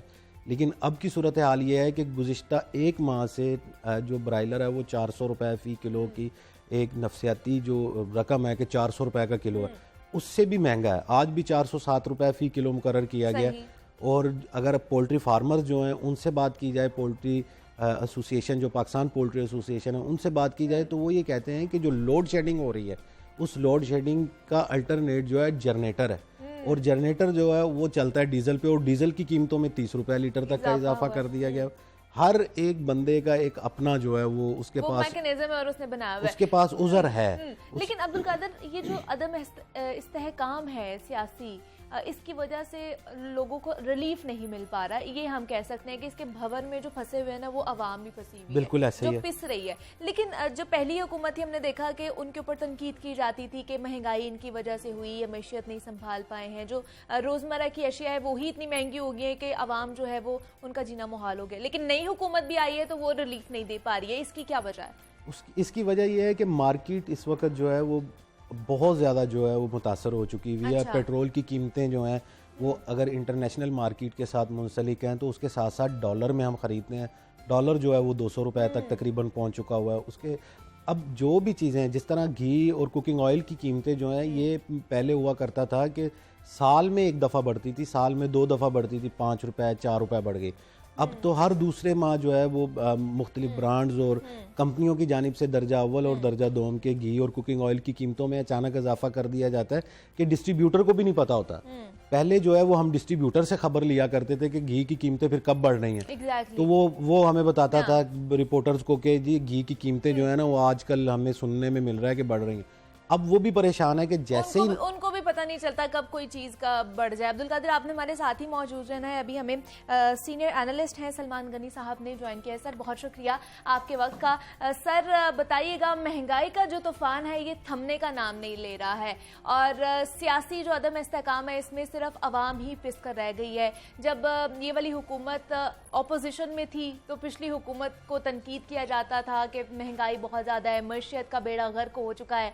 अब जब इस हुकूमत ने टेक ओवर किया है इस चीज़ को तो कोई चीज़ भी नहीं संभल रही है। महंगाई दिन ब दिन बढ़ती जा रही है, घी, ब्रॉयलर, पेट्रोल, बिजली, सारी चीज़ें महंगी होती जा रही है। किस तरफ जा रहे हैं हम, क्या कहेंगे आप? देखें, अगर इमरान खान साहब की हुकूमत के ज़वाल और अंजाम को देखा जाए तो उसमें बुनियादी फैक्टर जो था वो महंगाई का रुझान था। और आपने दुरुस्त कहा कि यही वो अवामल था जिसकी वजह से वो अवामी सतह पर एक्सपोज हुए। और आज की हुकूमत जो माजी की अपोजिशन थी वो महंगाई, बेरोजगारी और गुर्बत को टारगेट करती नजर आ रही थी, और इन्होंने महंगाई के खिलाफ मार्च भी किए थे। तो लिहाजा ये जो महंगाई का तूफान है, महंगाई का रुझान है, इनके लिए लम्हा फिक्री है। और जब पाकिस्तान के अंदर हम ये कहते हैं कि जी जमहूरियत है, तो जमहूरियत जमहूर की हालत-ए-ज़ार के साथ मुश्तरक है। दुनिया के जमहूरी माशरों के अंदर सियासतदान मिलके बैठते हैं और अपने अवाम को दरपेश मसाइल और मुश्किलात के सद्देबाब के लिए यकसू होते हैं, संजीदा होते हैं और इक़दाम करते नजर आते हैं। मैं समझता हूँ कि जब हम महंगाई का तज्जिया करते हैं तो दरअसल ये गवर्नेंस का एक अमल है, और बात है कि मुनाफाखोर और जखीरा अंदोज तो दुंदनाते नजर आते हैं। और इसमें बुनियादी बात यह है कि इसमें इंतजामी मशीनरी ने जिसने उनकी बेचकुनी करनी होती है, उनका सद्देबाब करना होता है, वो भी इसी अवामल का हिस्सा बन जाती है, जिसकी वजह से उनकी कोई पकड़ नहीं होती। और मैं समझता हूँ कि आज की हुकूमत से लोगों को बहुत सारी तवक्कुआत थी कि इस हुकूमत के आने के बाद महंगाई का रुझान का सद्देबाब होगा और जो खास तौर पे आम अशियाए जरूरियात हैं उनकी कीमतों में कमी आएगी। अगर आपको याद हो तो शहबाज शरीफ साहब ने प्राइम मिनिस्टर बनने के बाद किसी हद तक आटा, चीनी जिन किया उसकी कीमत कमी लाने की कोशिश, लेकिन ये सिलसिला फिर से ज्यादा रखा। तो कहता हूँ कि रुझान नहीं, ये बड़ा चैलेंज और इसमें माजी हुकूमत के मेहनत और आवाज को सुनना। देखिए, अगर आम आदमी नहीं चलेगा चलेगा कि उसके बच्चों को बनने के लिए रोटी नहीं, तो फिर वो जाहिर होगा। जब हुकूमतों के जाहिर होता है इस सूरत क्लियर करके तो आम शायद उसकी कीमतों आम आदमी पड़ेगा। अगर आम आदमी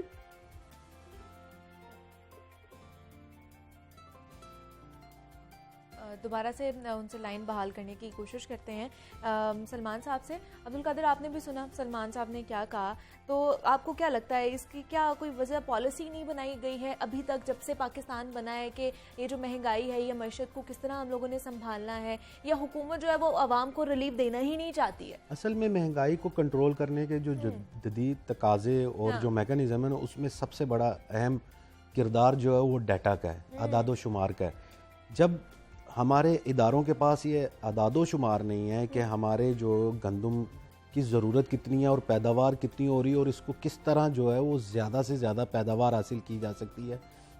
एक छोटी सी मिसाल देता हूँ कि आम सब्जियाँ जो पंजाब में पैदा होती हैं उनकी खपत कितनी है और उनकी हौसला अफजाई कैसे की जाए कि ये ज़्यादा से ज़्यादा जो है वो इनकी पैदावार बढ़ाई जाए। कम लागत में ज़्यादा पैदावार हासिल करना ही कामयाबी है, लेकिन अभी तक हम यहाँ ये जो सेक्टर है इसमें रिसर्च एंड डेवलपमेंट में तो बहुत पीछे हैं। दुनिया पर एकड़ जो है वो 80 से 90 मन फी गंदम हासिल कर रही है, हम अभी तक जो है 35 से 40 मन तक जो है वो खड़े हैं, क्योंकि लागत 35-40 मन की होगी लेकिन हमें जो पैदावार है वो दुगना हो जाएगी, ऑब्वियसली उससे फिर कीमतें कम होंगी। और उसके साथ साथ जो हमारे मुल्क में जो सनती पैदावार है उसकी भी जो है वो पैदावारी लागत जो है बढ़ चुकी है। जिस तरह आपने अभी बात की थी कि जो सियासी अदम इस्तेहकाम है, सियासी अदम इस्तेहकाम की सबसे बड़ी मिसाल मैं आपको ये दूंगा कि पंजाब की काबीना को बनते बनते कई हफ्ते गुजर गए। अब जो वजारतें हैं वो अवामी जो मैंडेट हैं उस पर आती हैं, क्योंकि अवाम ने वज़रा को चुना होता है, वो आवाम के लिए कुछ ना कुछ जो है वो इक़दामात उठाते हैं। लेकिन जब वजारतें नहीं होंगी तो फिर चेक एंड बैलेंस भी नहीं होगा, प्राइस कंट्रोल कमेटियों के इजलास भी नहीं होंगे। काबीना बन गई है, हल्फ भी उठा लिया है उन्होंने, तो देखते हैं कि क्या बनता है। सलमान साहब से दोबारा से राब्ता हमारा बहाल हो गया है। सलमान साहब, अब आपको क्या लगता है ये जो मईशत जिसका बेड़ा गर्क हो चुका है और हम बदहाली की तरफ ही जाते जा रहे हैं, इसको किस तरह हम ठीक कर सकते हैं? एक पेज पे किस तरह सबको हमें लेकर आना चाहिए? देखिए, बुनियादी तो हुकूमत की है, क्या हुकूमत के अंदर जिम्मेदारी और अगर जवाबदारी है तो वो दमाद से मिलनी चाहिए कि आपके नस्ल की बात करें। देखिए, पाकिस्तान गरीब मुल्क है और उनसे मालामाल कि हम अपनी बुनियाद पर पाकिस्तान एक ऐसी तब्दीली किए हुए हैं जिसमें आम आदमी परेशान नजर आ, जिसमें कोई और कोई आगे की आवाज नहीं आती। तो के आगे के अंदर जमहूरियत दूर बनाना है तो आम आदमी को खुशना होगा, आदमी को खुशहाल का बेहतरीन जरिए कि आप एक ऐसी तरीके है जिसकी बुनियाद जमहूरियत के आम आदमी के बिल्कुल ऐसे ही है। एक बेहतर हिकमत अमली अपनानी होगी और सभी जितनी भी सियासी जमातें हैं उनको एक पेज पर लेकर आना पड़ेगा, तभी आवाम खुशहाल हो सकती है और आवाम के लिए कुछ किया जा सकता है। सलमान गनी सीनियर एनालिस्ट हमारे साथ मौजूद थे। सलमान साहब, आपका बहुत शुक्रिया। और नुमाइंदा लाहौर न्यूज़ अब्दुल कादिर ने भी हमें ज्वाइन किया था। अब्दुल कादिर, आपका भी बेहद शुक्रिया। महंगाई के हवाले से जनाब हम बात कर रहे थे कि किस तरह इस पर काबू पाया जा सकता है और दिन ब दिन इसकी जो कीमतें हैं या महंगाई जब वो बढ़ती ही जा रही है, तो देखते हैं कि आने वाले दिनों में हुकूमत इसके ऊपर क्या एक्शन लेती है और कम हो पाती भी है महंगाई कि नहीं होती। यहाँ पे एक छोटी सी ब्रेक लेते हैं, मिलते हैं इस ब्रेक के बाद।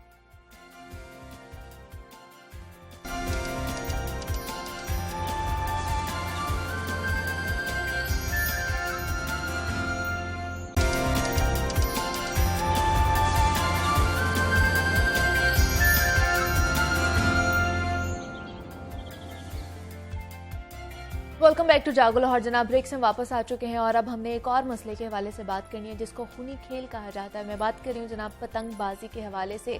और पतंगबाजी का ये जो खूनी खेल है ये दिन ब दिन बढ़ता ही जा रहा है। रोज़ाना की बुनियाद पर हमें कोई ना कोई ख़बर सुनने को मिलती है कि आज लाहौर के इस इलाके से डोर फिरने की वजह से एक शख्स की हलाकत हो गई या बहुत से शख्स या बहुत से अफराद जो हैं वो ज़ख्मी हो गए हैं और ये खूनी खेल दिन ब दिन बढ़ता ही जा रहा है। दूसरी तरफ अगर देखा जाए तो जनाब एहतजाज किया जाता है लवाहिकीन की तरफ से और लेकिन पुलिस की कारकर्दगी के हवाले से अगर बात की जाए तो जो पर्चे काटे जाते हैं लेकिन नामालूम अफराद के ऊपर, तो इसका मतलब है कि लोगों की गिरफ्तारी भी नहीं अमल में लाई जाती होगी। जब किसी के बारे में हमें इल्म ही नहीं है तो हम उसको किस तरह गिरफ्तार कर सकते हैं। पुलिस की जानिब से तो ये दावा किया जाता है कि हम न्यू टेक्निक्स के थ्रू कार्रवाइयाँ कर रहे हैं, छापे भी मारते हैं ताकि इसके ऊपर काबू पाया जाए, लेकिन कुछ भी इस तरह की चीज़ें या इस तरह की कारामद जो वो इक़दामात उठा रहे हैं उसको हमें नज़र नहीं आ रहे कि कोई काबू भी पाया जा रहा है पतंगबाजी के ऊपर या नहीं। तो मुद्दस्सिर हुसैन इस वक्त नुमाइंदा लाहौर न्यूज़ हमारे साथ मौजूद हैं, उनसे जानते हैं कि जो पतंगबाजी का खेल है इसके ऊपर क्यों नहीं काबू पाया जा रहा, पुलिस की क्या कारकर्दगी है इसके ऊपर जो सामने आ रही है। मुद्दस्सिर, खुश आमदीद कहती हूँ आपको। सबसे पहले तो जागो लाहौर में मुझे बताइए, पतंगबाजी का जो खेल है ये दिन ब दिन बढ़ता ही जा रहा है, क्यों काबू में नहीं आ रहा, पुलिस क्या कहती है इसके बारे में? जी बिल्कुल, जो पतंगबाज हैं वो पुलिस की पहुंच से दूर हैं, पुलिस उनको पकड़ने में व्यस्त है। खासतौर पर रात के वक्त ये पतंगबाजी होती है, जब रात के वक्त पतंगबाजी होती है तो पतंग नजर ही नहीं आती, पुलिस के पास कोई ऐसा आला ही नहीं है कि इन पतंगबाजों को पकड़ सके। अब ये हालात हैं कि जैसे जो बटेरे पकड़ने वाले बटेरे पकड़ते हैं उनके पास तो फिर भी जाल होता है, तो वो जाल लगाकर बटेरे पकड़ लेते हैं। इनके पास कोई ऐसा आला ही नहीं है कि वो रात के वक्त पतंगबाजी हो रही है और उनको वो पकड़ सकें। खासतौर पर रात के वक्त जब पतंगबाजी होती है तो रात के वक्त जो डोरे हैं वो खंभों के साथ जो लटक जाती हैं, तारों के साथ लटक जाती हैं। सुबह जब शहरी किसी काम के सिलसिले में अपने दफ्तर में जाते हैं तो उनकी जो पतंग की डोर फिर जाती है, जिसके नतीजे में वो मौके पर ही जाँ भाग हो जाते हैं। अभी रिसेंटली जो 18 साल नौजवान जाँ भाग हुआ है, फर्स्ट ईयर का तालिब इल्म था, मैं उसके घर में गया था, इतने बुरे हालात के उसके घर से उसकी वालदा बेहोश थी, वालिद से बात नहीं हो सकती थी, उसका जो चचा था वो बेचारा गमज़दा था, उसके घर के हालात इतने बुरे थे कि बताने के काबिल नहीं है। 2 भाई थे, एक वो फर्स्ट ईयर का तालिब इल्म था, एक छोटा था। मौके पर ही जो है वो रात के वक्त बर्गर खाने के लिए निकला है, शवारमा खाने के लिए निकला है, उसके कजन आए हुए थे फैसलाबाद से, वहाँ उसको अचानक बेचारे को डोर फिरी और मौके पर ही वो जाँ भाग हो गया है। ऐसे उसकी लाश पड़ी हुई थी जैसे किसी जानवर को ज़िबा किया हुआ, इस तरह इतनी कातिल डोर है। हैरानकुन तौर पर देखें कि ये जो मुनीबा वो जो डोर है उसके ऊपर वो शीशा लगाया जाता है, शीशे के साथ उसको तैयार किया जाता है ताकि लोगों के गले काटे जाएं। और ये जो कानून है वो इतना कमजोर है कि एक दिन पकड़ते हैं, दूसरे दिन जो है वो पतंगबाज जो है जो पुलिस है वो तो ये दावा करती है कि हम इनके ऊपर काबू पा रहे हैं, हम नई जदीद चीज़ों के थ्रू या टेक्निक्स के थ्रू इन पर काबू पा लेंगे, बहुत सारे इकदाम कर रहे हैं। कोई पुलिस के पास कोई ऐसा आला नहीं है, कोई ऐसा कानून नहीं है कि इनको पकड़ा जाए, इनको हवालात में बंद किया जाए। ये एक दिन पकड़ते हैं, दूसरे दिन ये पार हो जाते हैं। ये ऐसा इसका हालात ऐसी हैं कि आप एक कमरे में बंद करें, उसका दरवाजा खुला है, दूसरे कमरे से वो निकल जाए, बस यही इसका प्रोसीजर है, इसके अलावा कोई प्रोसीजर नहीं है। और जो एक दफा जेल देख लेता है वो फिर डर हो जाता है, अच्छा इतना का काम था, ये तो कोई काम नहीं है। एक दिन जाओ जेल, दूसरे दिन बाहर आ जाओ, उसके बाद पतंगे फ्रेशों का ऑनलाइन काम हो रहा है, पतंगे रात को जो है वो गुड़ियां उड़ाई जा रही हैं, हर जगह पे उड़ाई जा रही हैं। खासतौर पर जो सिटी डिवीजन है वहाँ पे इतनी गुड़ियां उड़ाई जा रही हैं। आप देखें जिसका 18 साल बच्चा चला गया, उन्होंने पता है क्या मुतालबा किया गरीबा, उनका एक ही मुतालबा था कि जहाँ कोई भी पतंग उड़ा रहा है या बेच रहा है उसको फौरी तौर पर गोली मारी जाए, उनका इतना मुतालबा था। और जिनका जवान बेटा घर से गया उनका यही मुतालबा हो सकता है। अब पुलिस वालों ने क्या कार्रवाई की है, SHO को मुअत्तल कर दिया है, DSP को अज़ारे नापसंदगी का लेटर जारी कर दिया है, SP को भी अज़ारे नापसंदगी। इससे क्या होगा, SHO 2 महीने बाद दोबारा जो है वो और जगह पे बहाल कर दिया जाएगा, किसी और जगह पे तैनात हो जाएगा। और इसका क्या होना है, ठीक है, ये इस तरह के हालात है। इन हालात में पुलिस ये कहती है कि रात के वक्त हमारे पास कोई ऐसा आला नहीं कि हम इसको देख सकें, हमें नाइट विजन गूगल लेके दी जाए ताकि हम रात के वक्त जो है वो जो पतंगे उड़ती हैं उनको हम देख सकें। अब नाइट विजन गूगल बहुत महंगी है, अब पुलिस ने उसकी तरफ, जो पुलिस अफसरान है उसकी तरफ सोचा भी नहीं, इतनी महंगी है कि हम इसको खरीद सकें, क्योंकि पुलिस के पास पहले ही जो कोई इतना सामान नहीं है। हालांकि अब पुलिस का जो बजट है वो बहुत ज्यादा है, लाहौर पुलिस का सबसे ज्यादा जो है वो लाहौर पुलिस है पंजाब में। लेकिन क्या मुदस्सिर पुलिस को ये इल्म नहीं होता कि कौन से इलाके में पतंगबाजी की जा रही होती है, कौन से अफराद हैं, कौन सा गिरोह है जो इसमें मुलव्वस होता है?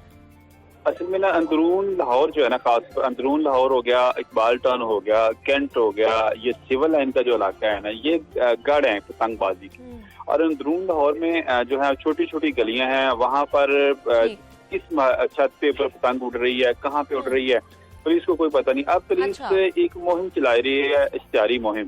इश्तिहारी मुहिम में है कि वालिदैन और मोहल्लेदारों और जो बाकी जो माशरे के लोग हैं उनसे अपील की जाएगी कि पतंगबाजी से आप बाज रहें, और ये खूनी कोयला है जिससे लोगों के जो नौजवान शहरी हैं वो जांबाग हो रहे हैं। और इस हवाले से एक जो अपील की जाएगी शहरियों से, और जो महजब शहरी हैं उनसे कहा जाएगा कि आप 15 पे कॉल करें, आपका जो नाम है वो सिगा राज में रखा जाएगा, बताया नहीं जाएगा कि इस बंदे ने कॉल की है। इस तरह की जो है मुदस्सिर आप हमारे साथ ही मौजूद रहिएगा। हमें अभी एक और गेस्ट ने ज्वाइन किया है, डॉक्टर सहर चावला, सोशल एक्टिविस्ट हैं, मोटिवेशनल स्पीकर भी हैं, ट्रेनर भी हैं। डॉक्टर सहर, बहुत शुक्रिया आपके वक्त का। सबसे पहले तो आपको खुश आमदीद कहती हूँ जागो लाहौर में। डॉक्टर सहर, हम बात करें पतंगबाजी के हवाले से, और दिन ब दिन इसके जो खेल है, ये खूनी खेल है, इसमें इजाफा ही होता जा रहा है। तो हमें क्या करना चाहिए कलेक्टिवली कि इस चीज़ पर हम काबू पा सकें? हम अपने माइंडसेट्स को किस तरह चेंज कर सकते हैं? क्योंकि ये जो खूनी खेल है ये दिन ब दिन हलाकतों की तरफ बढ़ रहा है, और दिन ब दिन हम लोग किसी की कीमती जान ले लेते हैं। अस्सलाम वालेकुम जी Muniba, thank you so much for having me on the show. देखिए, सबसे पहले जो हमें काम करने की जरूरत है वो हमें इसको ग्लैमराइज कम करने की जरूरत है। हमारे पास जितना ग्लैमराइज इस खेल को, इस फेस्टिवल को किया जाता है, प्रॉपर तैयारी की जाती है, आपके पास पूरा महीना डेडिकेट किया जाता है, कपड़े बनवाए जाते हैं इस खेल को सेलिब्रेट करने के लिए, तो इसको ग्लैमराइज करना ही कहते हैं ना। गाने भी हमारे पास बनाए जाते हैं पतंगबाजी पे। तो ये सोशल रिस्पॉन्सिबिलिटी है हर इंसान की, जो किसी भी तरह का इन्फ्लुएंसर है, चाहे वो स्पीकर है, चाहे वो सिंगर है, चाहे वो एक्टर है, चाहे वो प्रोड्यूसर है, चाहे वो डायरेक्टर है, कि वो इस चीज का ग्लैमरस पोर्ट्रेयल, इसका डिस्प्ले छोड़े। जब ये देखिए, वो आपको कोई चीज कोई क्यों अपनाता है? क्योंकि उसको अच्छी लगती है, उसको लगता है ये करके या तो मैं कूल हो जाऊंगा, या इसमें मजा आएगा, या फन आएगा, और उसका प्रॉपर सेलिब्रेट। अव्वल तो बसंत हमारा त्योहार है ही नहीं, है ना, सिरे से ही हमारा त्योहार नहीं है। तो अगर जब ये, और टीचर्स को भी मैं चाहूंगी कि वो भी मतलब जब लेक्चर्स देते हैं, जो आपके पास स्पोर्ट्स टीचर होते हैं, पेरेंट्स देते हैं, तो बताएंगे कि हमारी स्पोर्ट्स का हिस्सा नहीं है। और अगर कभी once in a blue moon इसमें एंगेज हुआ भी जाए, तो जिस तरह बाकी, फॉर एग्जाम्पल जब आप जिम करते हैं, आप स्ट्रेंथ ट्रेनिंग करते हैं, आप रिस्ट बैंड पहनते हैं, आप नी बैंड पहनते हैं, तो आप अपने आप को इंजरी से प्रोटेक्ट करने के लिए पहनते हैं ना। उसी तरह जैसे जब भी किसी एक्टिविटी में एंगेज हुआ जाता है, उसकी प्रिकॉशंस, उसके हैजर्ड्स बताए जाते हैं, इसके भी प्रिकॉशंस और इसके हैजर्ड्स जो हैं वो बताने चाहिए। नंबर 1, मुझे तो पतंग पर्सनल तौर पे ना मुझे पसंद है, ना मैंने कभी इसमें एंगेज किया है, और उसकी रीजन यही है कि जितनी इसकी वजह से बुरी न्यूज हर साल सुनने को मिलती है, ठीक है। तो दूसरी बात यह है कि इसके प्रिकॉशंस को लेकर भी उतना ही वोकल होना चाहिए जितना इसके गानों को लेकर वोकल हुआ जा रहा है, ताकि हमारे पास लोग एजुकेटेड हो कि इसकी वजह से कितना ज्यादा प्रॉब्लम हो सकता है। और एक तो मुझे बात समझ नहीं आती, इतनी सारी और अच्छी एक्टिविटीज और स्पोर्ट्स हैं हमारे पास एंगेज होने के लिए, मजीद जिन स्पोर्ट्स को हम फरोग दे सकते हैं और जिनकी वजह से हम अपने मुल्क को इंटरनेशनल प्लेटफॉर्म्स पे भी रिप्रेजेंट कर सकते हैं, हमारी इकोनॉमी को भी बूस्ट मिलेगा। उनके फेस्टिवल्स बनाएं, स्विमिंग का फेस्टिवल बनाएं ना, हमारे यहाँ से स्विमिंग के ओलंपिक चैंपियंस पैदा हों। अच्छा डॉक्टर साहब, हमें पतंगबाजी करने के लिए किसी फेस्टिवल की, किसी एक दिन की जरूरत नहीं पड़ती है, हम रोजाना की बुनियाद पर जो है इस खेल में शामिल होते हैं। हाँ, बहुत ज्यादा। तो मुझे बताइए फिर, क्या हमें मजीद क्या सख्त सजाएं देने की जरूरत है? क्या आपको लगता है कि जो इसका कानून है इसको मजीद बेहतर करें और सख्त सजाएं दें, तभी जाके हम इस पर काबू पा सकते हैं? देखिए, सजाएं, बच्चों को आप क्या सजाएं देंगे पतंग खेलने पे? वो तो खैर मैं ये नहीं कह सकती, लेकिन हाँ, आप कानून इसके अगेंस्ट जरूर बना सकते हैं कि पतंगबाजी जो है वो बैन होनी चाहिए। और दूसरी बात ये है कि हमारे यहाँ पे मुझे तो समझ नहीं आता कि रोज इसी खेल में क्यों एंगेज किया जा रहा है। I am so sorry to say, इतने सारे अच्छे खेल हैं जिसमें रोज एंगेज हुआ जा सकता है, और वैसे तो प्रोडक्टिव लोगों के लिए मुश्किल है रोज किसी खेल में एंगेज होना, लेकिन अगर आपने एंगेज होना ही है तो आप किसी और के, हाँ, कानून जरूर बनाएं। लेकिन अब जो बच्चे छोटे छोटे 8, 10, 12 साल के लाहौर शहर वाली साइड पे चल जाए, हर दूसरी छत में खड़े होकर पतंग, आप उनको क्या सजाएं देंगे? आप अवेयरनेस क्रिएट कर सकते हैं, आप प्रिकॉशंस बता सकते हैं, और आप बैन कर सकते हैं। ये चीजें हो सकती हैं। ठीक है डॉक्टर सहर, आप हमारे साथ ही मौजूद रहिएगा। मुदस्सिर हुसैन भी हमारे साथ मौजूद है, नुमाइंदा लाहौर न्यूज़ है। मुदस्सिर, सजाओं के हवाले से जिस तरह मैं बात कर रही थी डॉक्टर सहर से, मुझे बताइएगा क्या सजाएं हैं अगर कोई गिरफ्तार किया जाता है पतंगबाजी के केस में, कितनी सजा उसको मिलती है, और गिरफ्तारी अमल में आती भी है कि नहीं आती? बिल्कुल, अगर इसमें ना जो पतंगबाजी पे पहली पाबंदी है, इसके खिलाफ कानून भी है, काइट फ्लाइंग एक्ट का, उसमें जो है वो सजा नहीं है, बिल्कुल सजा नहीं है। जज जो है वो अगले दिन उसकी जमानत ले लेता है। इसलिए अब आज भी जो है वो सिटी डिवीजन में पुलिस ने क्रैकडाउन किया है, 12 पतंगबाजों को गिरफ्तार किया है। लेकिन जैसे ही मेरी अभी भी बात हो रही थी थोड़ी देर पहले इन्वेस्टिगेशन ऑफिसर से, तो बता रहा था कि इनको हमने पकड़ा है, जो है अगले दिन की जमानत हो जाएगी। अब जो डॉक्टर साहर साहब जो बात कर रही थी कि इसमें जो सबसे ज्यादा जिम्मेदारी है ना वो वालिदैन की है। अब पकड़े तो जो बच्चे भी अगर पतंगबाजी कर रहे हैं ना, तो जाहिर है बच्चों की जगह वालिदैन को पे ही मुकदमा दर्ज होता है। अब वालिदैन अपने बच्चों को रोकें, उनको पतंग खरीद कर ही ना दें। जहाँ पर कहीं पर मोहल्ले में पतंग फरोशी हो रही है, बच्चे अगर देखते हैं कि यहाँ पर पतंग पापा मिल जाता है, तो उनकी जिम्मेदारी है कि वो फौरी 15 पे कॉल करें। और अभी तो पुलिस से ये जारी मुहिम चला रही है कि जैसे ही कोई शहरी कॉल करेगा तो उसका नाम सिगा राज में रखा जाएगा। तो ये ताकि जिस तरह ये हलाकत हुई है, और मैं आपको पुराना डेटा शेयर करूं तो इसमें जिस तरह 1.5 साल के दौरान 7 मासूम शहरी जो हैं उनके गले कटे हैं, 39 के करीब जो है वो जख्मी हुए हैं। रवा साल में जो है वो 2 जो शहरी हैं वो अब तक जख्मी हो चुके हैं। 18 के करीब जो हैं उनके वो जख्मी हो गए हैं। इसमें एक न्यू अस्पताल की नर्स जो शादरा से ड्यूटी पर आ रही थी, उसकी गले पर डोर फिरी, वो बेचारी बड़ी मुश्किल से बची। तो ये एक वाकया नहीं है, ये दर्जनों वाकयात हैं जिसमें शहरी रोजाना की बुनियाद पर जख्मी हो रहे हैं। बिल्कुल ऐसे, ये कोई एक वाकया नहीं होता, ये दर्जनों वाकयात होते हैं और जो रोजाना की बुनियाद पर रिपोर्ट भी हो रहे होते हैं। नुमाइंदा लाहौर न्यूज़ मुदस्सिर हुसैन हमारे साथ मौजूद थे और डॉक्टर सैयद चावला ने भी हमें ज्वाइन किया था, सोशल एक्टिविस्ट हैं। और हम सबकी ये सोशल रिस्पॉन्सिबिलिटी बनती है कि जनाब हम इस चीज़ को लेकर चलें और इस पर काबू पाने की कोशिश करें। आप दोनों का बहुत शुक्रिया कि आप दोनों ने वक्त निकाला हमारे लिए, और आप लोगों से भी जनाब यही कहूँगी कि आपके आसपास या आपके अपने बच्चे भी इस चीज़ में मुलव्वस हैं और आपको इल्म है तो उन्हें खुदारा रोकें इस खूनी खेल के खेलते हुए। अगर आप उनको देख लेते हैं तो उनकी काउंसलिंग करें, उन्हें बताएं कि इसकी वजह से कितनी जानें जाती हैं, और किसी हेल्दी एक्टिविटीज़ में उन्हें इन्वॉल्व करने की कोशिश करें। उनमें कोई चीज़ भी हो सकती है, आप घर में कोई एक्टिविटी कर सकती हैं, स्पोर्ट्स कर सकती हैं, जिम जा सकते हैं, एक्सरसाइज कर सकते हैं, ताकि आप हेल्दी रहें, फिट रहें और इन जो चीज़ें हैं इनसे दूर रहें। और अब आपने मुझे इजाज़त देनी है, अपना बहुत सारा ख्याल रखिएगा। कल आपसे दोबारा मुलाकात होगी, तब तक के लिए अल्लाह हाफ़िज़।